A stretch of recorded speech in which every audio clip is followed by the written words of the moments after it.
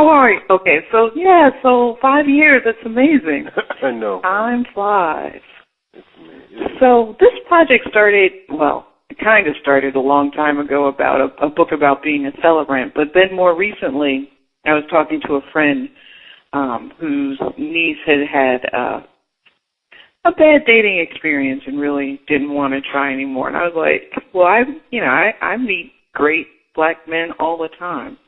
She's like, Kim, you've got to really tell that story. And then recently, there was this thing on ABC Nightline with Sherry Shepard and people talking about how difficult it is for successful black women to find men. Right. So that leads us to me finally taking action. So what I'd like to ask you to start off with, can you remember when you were a kid in pop culture, what was the prevailing image of black men, if anything comes to mind? Shaft. Shaft. Yes. That was my biggest memory. And then all of us talking about that and how cool he was. And then it started changing into Superfly and then to the film about the drug dealer, I think it was. But it was like these exploitation films and black men as powerful figures. That's on the one side. That's in popular culture. Mm-hmm. The other thing that we were all clear about was Malcolm and Martin. Wow. Okay. About what year was it when you were getting into like Malcolm and Martin? It was mid-'60s, early '60s. I mean, it was more like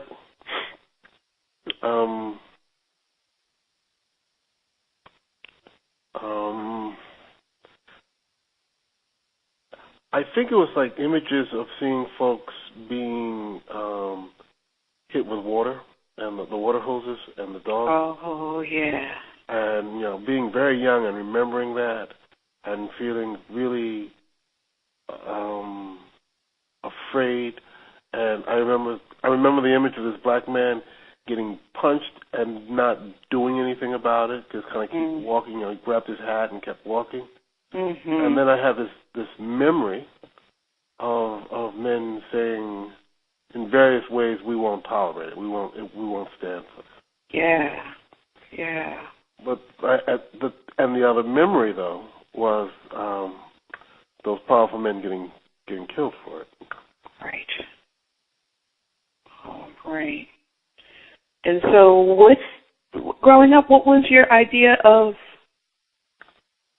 being a black man or of black men? Because you're a boy at this time. So right. What was your idea?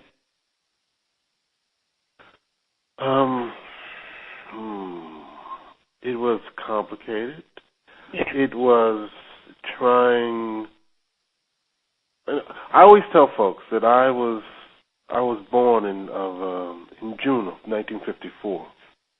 So everybody that was older than me lived under Jim Crow, or lived under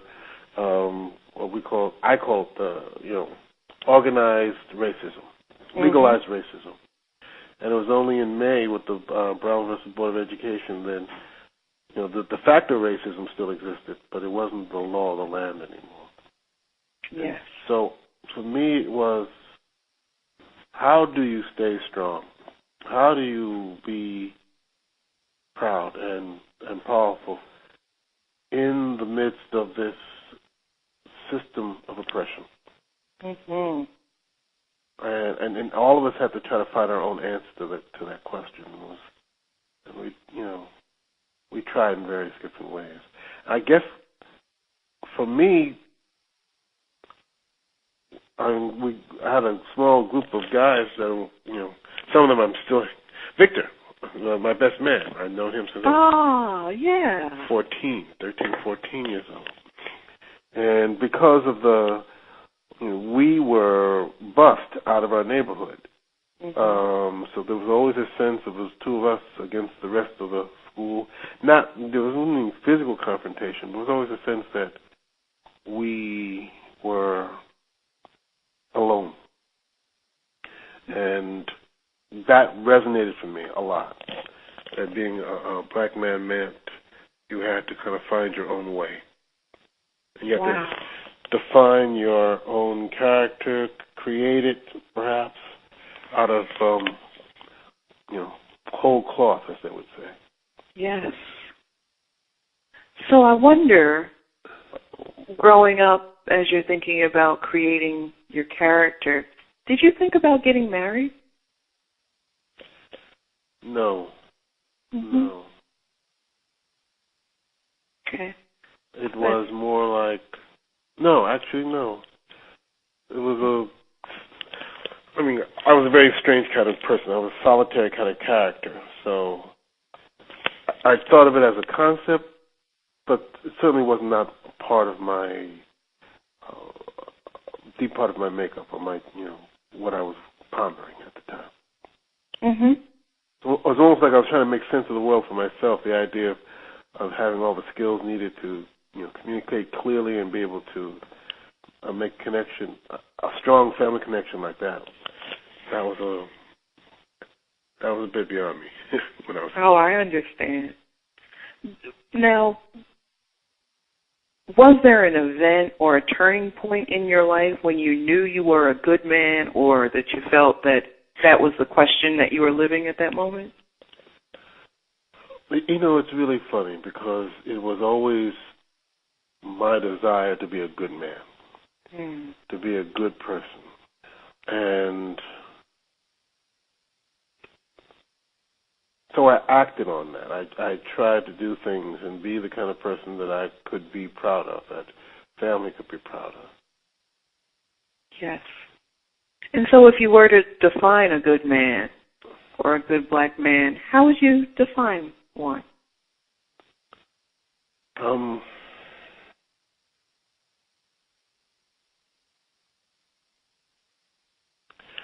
It's more like someone who has integrity, who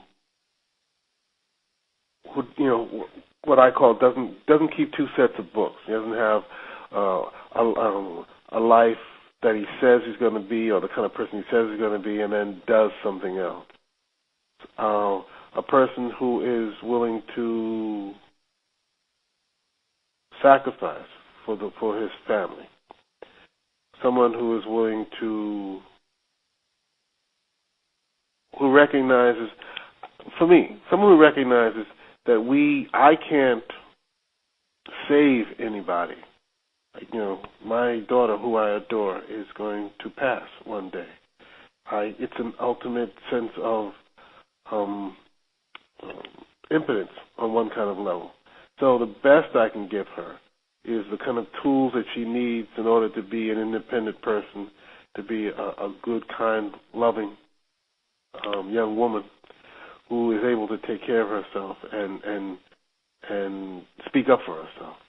So I guess for me, being a black man is to be a good teacher, someone who can hand over some of the things I've learned, the traditions and values I've learned to the next generation without expecting them to do everything the way I did it. Beautiful. Beautiful. Now, how did you come to this understanding? Well, I had good teachers, Morgan and Edwina. And your daughter and your wife. Yes. Oh, wow. Yes.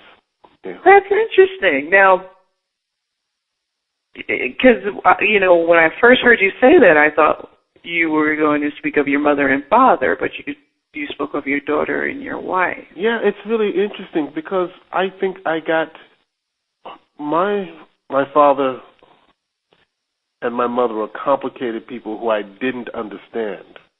And I think I understand them now as a husband and as a father. Mm-hmm. Have you ever seen Fences?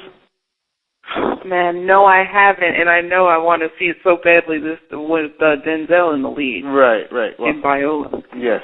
I saw it back in '89 with James Earl Jones, and we're planning to see it with Denzel. The tickets are out of this world, But there's a scene, I'm not going to tell you too much, but there's a scene in the first part where these guys come home, from work, and they got their bottle with them because it's Friday night and it's payday, and then they're talking a lot of garbage on the stoop, and his wife is there. That was my father. He would come home. He would have all kinds of. He would go to work every day. He'd come home every Friday, and he'd have groceries because he got paid. He had some groceries, and he had a pint of Flashman's preferred whiskey in his back pocket. And I was sort of not happy with some of the choices he made. And I was not happy. I mean, he was not an evil man or a bad man, but I did not see him as my hero when I was a kid. Yeah. And I always wondered why my mom stayed with him. And, near the end of her life, because every once in a while there would be drama, and she'd be crying, she'd talk about all the things that she'd left to be with him and all that, But at the end of her life, I remember her saying, I love that man. Aww. He was my partner. We worked well together. And a part of me said, do you remember the same things I remember? Yeah. And then another part of me said, she had a different actually, my wife said it. She had a different relationship with that man than you did. You don't know all the stuff that went on between the two of them. You don't know how she loved him. And so it took me a long time to value the things that he brought to the table and the relationship and bond that they had. I mean, he was always there. He was never, running around. He took pride in the fact that he brought food home. He took pride in the fact that he had a son and two daughters. He loved my sisters. He adored them. I used to talk about as we got older, I'd talk about, he was difficult, he was that. And my sister said, he was never like that with us. So, and then I realized there's some man stuff going on, because he was in 32BJ, he was a janitor, and I was going to Bronx High School of Science. Wow. And, I'm thinking about becoming a doctor or whatever. He's saying he can get me a good job at the building, working with him. And I had to tell him no. So we were, and the thing is, as I'm getting older, I'm recognizing I have so many of his traits. I have his temper sometimes. I have his loyalty. I have his silly sense of humor that my daughter rolls her eyes at, but secretly, adores. So I am my father's son. I hear you. Well, I just want you to know I heard a lot of my family story as you were talking, and I think you're going to do it. I know you're going to do a great service to other folks, especially the young people, because there are 3 target audiences. Single women who are like, well, where are these guys? Kind of don't believe guys like you exist. Single mothers and their sons who are looking, they want to see some good black men. And also, because I have this whole adoption community that I know would like to, who have white folks who have adopted black kids who would love to have a book in their midst talking about good black men. And one thing, I was talking to another guy, and he was like, he'd like to feel like he wasn't an anomaly. And I think guys like you are not an anomaly, but it's not a part of popular culture, really. Right. We tend to adore Denzel, and that's it. Right. I mean, so let's get back on track. Although we weren't really off track. Were you looking for a wife when you met Edwina? No. Edwina and I have been friends for 25 years. Wow. So we were colleagues, and I was involved with another woman. Actually, Edwina is my third wife. And so it was really a matter of coming home. Wow. I was afraid of Edwina because I thought, well, first not me. I think she's one of the most brilliant people I've ever met. So that's one thing. But I thought... I love to hear that. She is. I can't help it. I love to hear that. Yeah. I didn't think I was going to be good enough for her. Oh. I was very worried that, because I didn't think I had, I don't know, all the things that it was necessary to be the man that she deserves. And we went back and forth, and I did some old kind of, strange stuff, and she called me on it. And basically I said, I will be better. Mm-hmm. And because I'd always been such a good boy that I finally was acting out, and she called me on it, and I decided that it was more important to be with her and to grow up and be the man that she was expecting, demanding, deserving, than to try to play silly mind games. Yes. Yes. And I really do think, I mean, being a black man is a very lonely activity. It is I mean, I'm 55 years old right now. I got white, gray in my beard, and still people are clutching their, women clutch their pocketbooks as I go by. And I'm saying, at what point do I not look dangerous enough for you to just relax and let me just walk down the street? And it's like, so there's a kind of incessant, what's the word I'm looking for? Message, right? That I'm someone to be afraid of, someone to be feared, not to be trusted. I might, lose it, and I don't know. And you put a lot of psychic walls up to let that go, not to be touched by that, just not to respond. Say, you know what? I feel like knocking you down and taking your bag. You're bothering me so. I